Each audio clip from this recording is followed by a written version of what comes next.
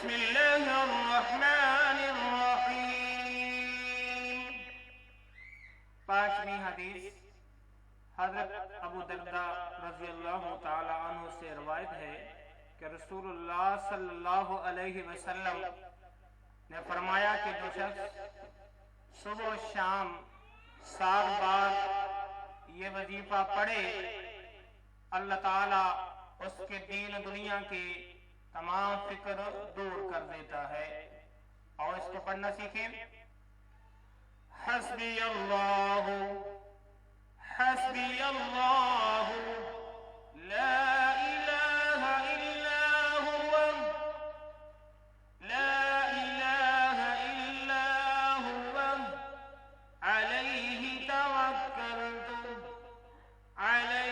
توکلت وهو رب العرش العظیم وهو رب العرش العظیم۔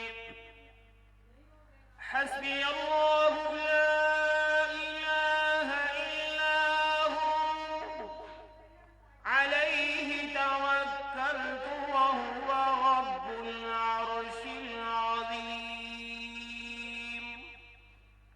اور اس کا ترجمہ دیکھ لیں۔ حسبی اللہ، مجھے اللہ ہی کافی ہے، لا الہ الا ہوا، اس کے سوا کوئی معبود نہیں، علیہ توکلت، میں نے اسی پر بھروسہ کیا، وہو رب العرش العظیم، اور وہی عرش عظیم کا مالک ہے۔